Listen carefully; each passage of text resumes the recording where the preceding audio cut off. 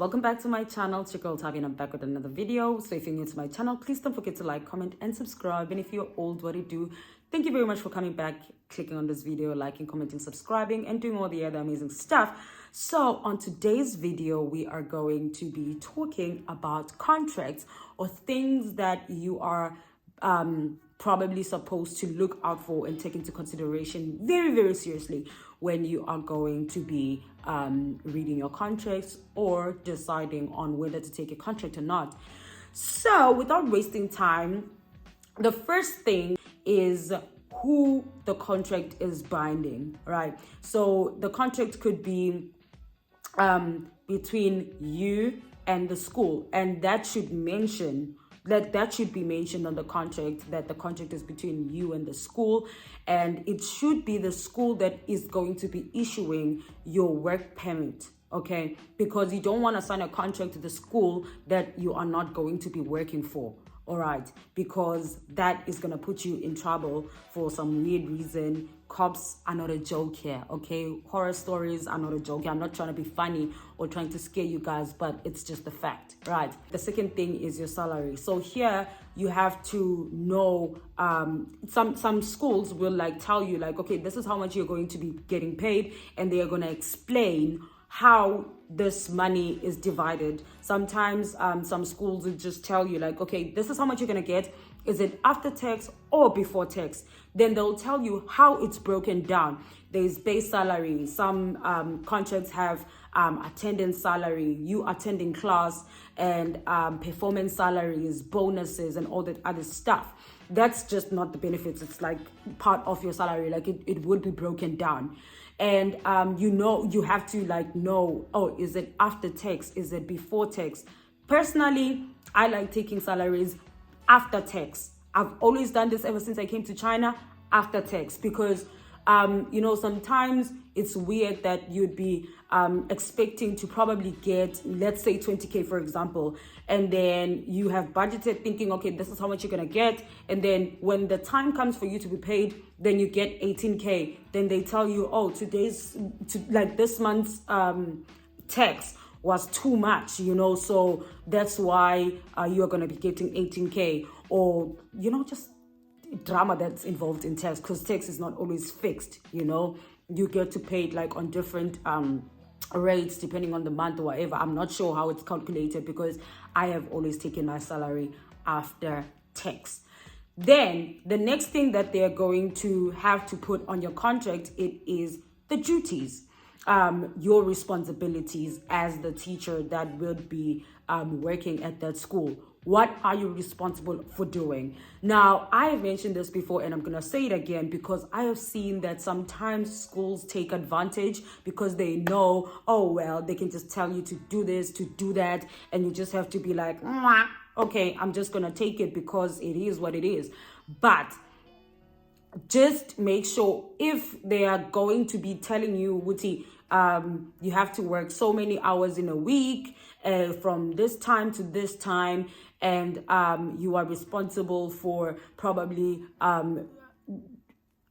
teaching the kids, making your own lesson plans, attending promotional activities to promote the school, or opening day functions or whatever, then you know that is there. Because you don't want to find yourself in a situation where that was not mentioned in your contract, and all of a sudden one day they just tell you, oh, listen, we're going to be having an activity happening at a school where not in the school, it is like organized by the school, but you guys would have to go and organize in a mall, like go to a mall to promote the school or whatever, and you were not expecting that because you didn't know that, so it's always best that you know that.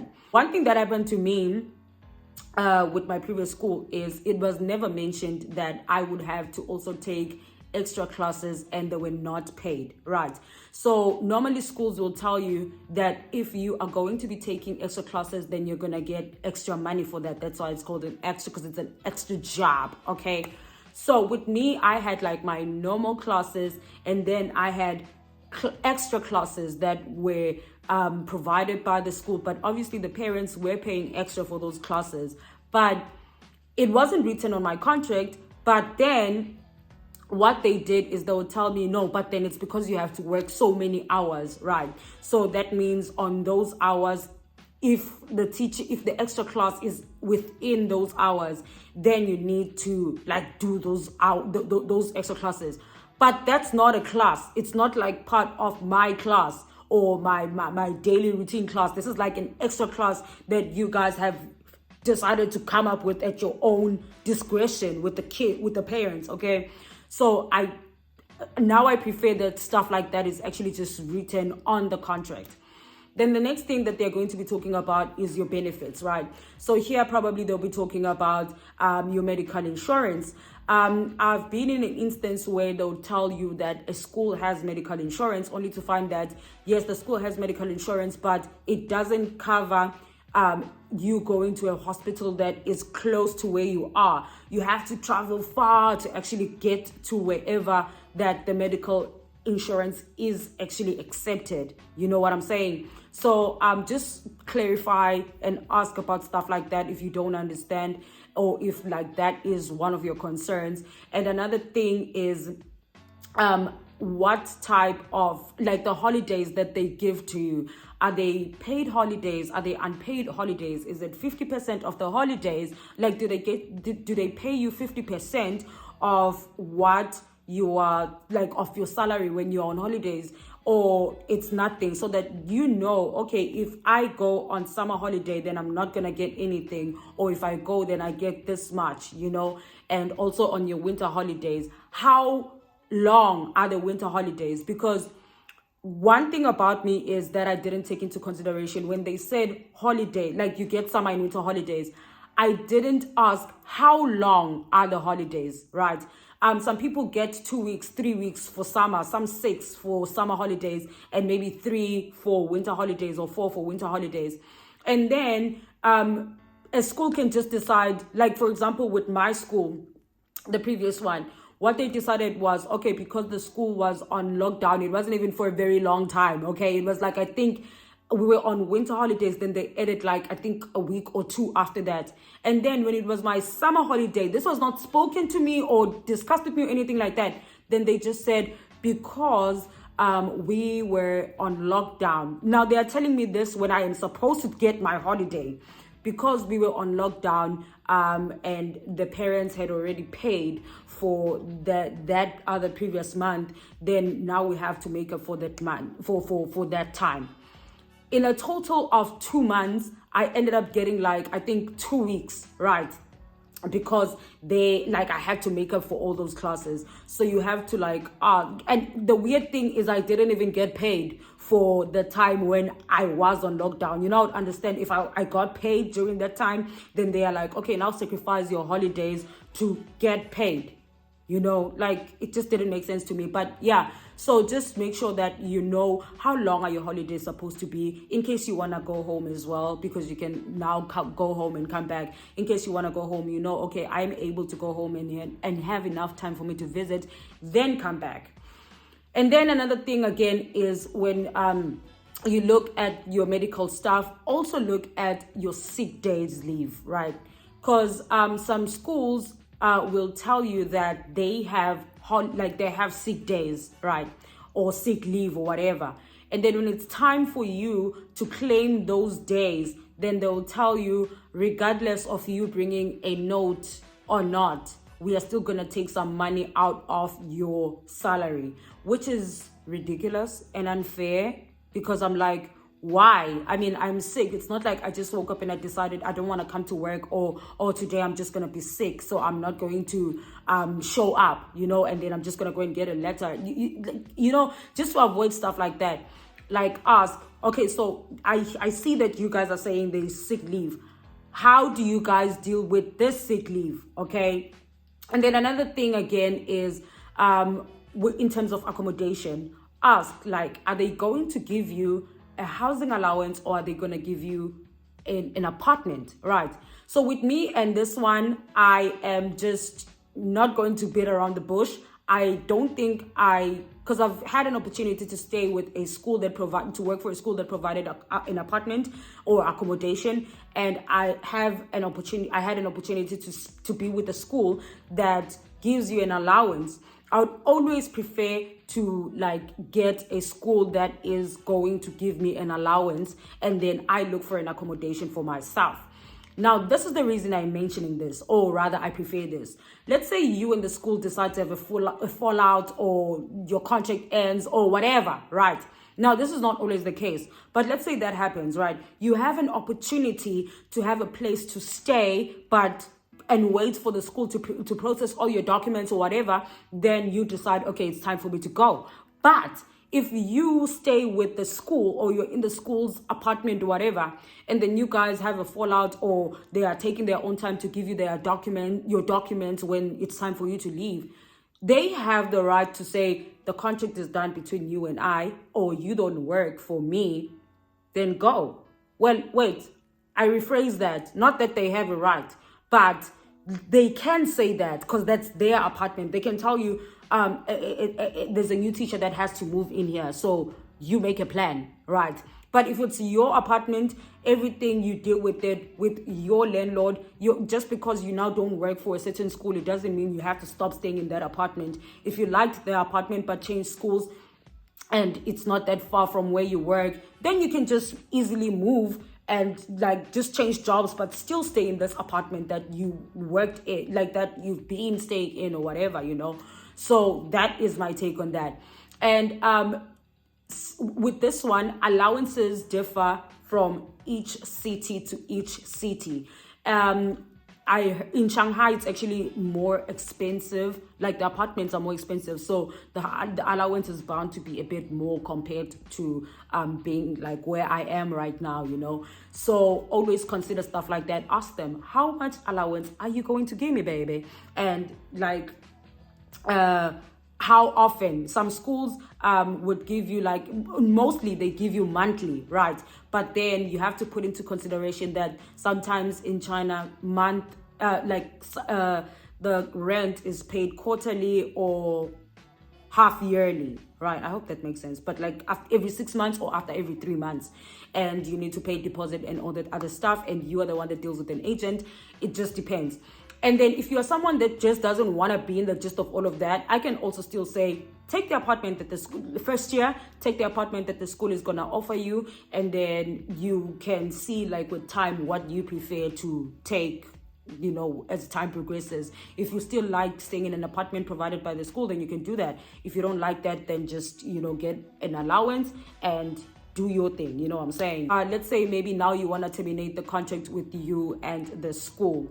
Just make sure that maybe the school is going to explain to you how you can leave the school, when you can leave the school. Honestly, with me, I wouldn't advise anyone to leave the school before their contract ends, because you don't want to be there with them. You don't, man. You don't. I don't know why, but I wouldn't suggest it. But sometimes situations come, push comes to shove, and you have to do what you gotta do, baby. So with that, what I can say is just know, okay, if I leave a school, this is how much I'm going to be penalized for, if that's what they want to do. Or if I decide to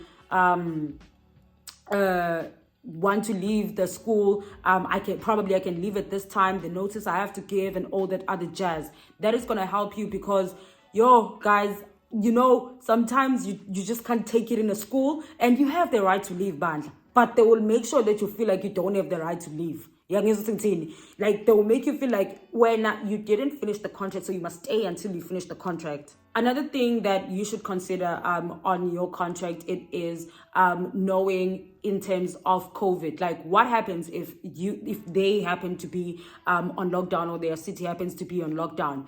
Are they going to give you full salary? Is it half of your salary? Is it no salary? Is it base salary? What is the actual tea on that situation? Because in as much as now the virus is a bit better, but there are some cities that actually go on lockdown, and sometimes schools take advantage of that to try and save money. They'll be like, no work, no show, or no work, no pay. So that means if you have to stay at home because you didn't have to work because there was COVID, then you're not going to get paid. So what happens if COVID is going to last for 6 months, or you guys are going to be on lockdown for 6 months, or you guys are going to be on lockdown for 3 months? What are you going to do on those months? What do they do? Because if you are not having an apartment that is provided by the school, baby, your landlord still wants you to pay them. They don't care. So you have to know about that. Another tip is, in as much as everything is in a contract, sometimes they just like explaining things. Like you see the contract and you're asking, oh, what does this mean?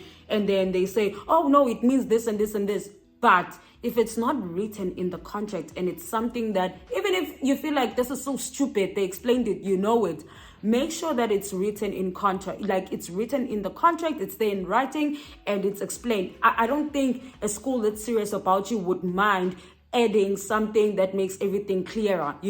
For example, with the sick days thing, right? Let's say maybe they say, oh, we are going to give, like, there are sick days, and then when it's time for you to be sick, not that when it's time, like you just decide it's time for you to be sick, but let's say now you get sick, right?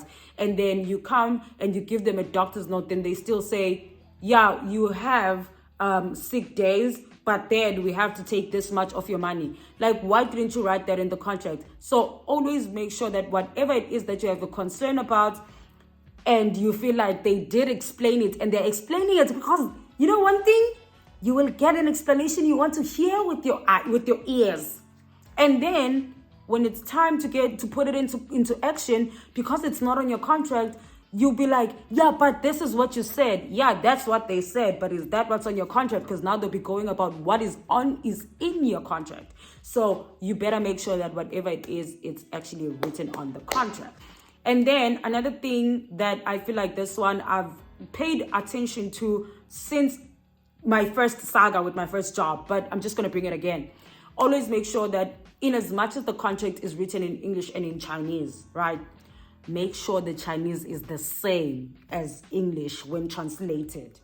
Because if anything happens, baby, they're just going to listen to the Chinese part. You're saying, but in English, that doesn't count. Okay? It doesn't count. They're going to focus on the Chinese part. So just translate and make sure whatever it is that is said in English is also said in Chinese. Or whatever it is that is said in Chinese means the same thing that is written in English. Always ask for a copy every time you sign a contract and you submit it to the school. A stamped copy, okay? Because if it's not stamped and you guys happen to be in a fallout or anything, it doesn't count. They don't care a damn, okay? They don't care a damn, sweetie. So make sure you have a copy of your stamped contract, because you are going to make sure, like, you are going to need that. And just an advice, if you are going to be signing a contract or whatever, just make sure that you take your time. Just make sure that all the details in the contract are correct. Don't do anything in a hurry. Don't just look at the salary, look at the names and look at whatever and sign. Make sure everything makes sense. Everything that is explained to you is exactly as it is. Even if, like, they give you a contract and you sign it, you send it back to them, and then they give it back to you, and it's now stamped, make sure it's still the same contract that they gave to you and you signed, okay? Because you don't want to go there, okay? But other than that, guys, I hope this was very helpful. And then thank you very much for watching. It is what it is. If it ain't it, then it wasn't it. All the way from China. Until next time, mwah, bye. And don't forget to like, comment, and subscribe. Bye.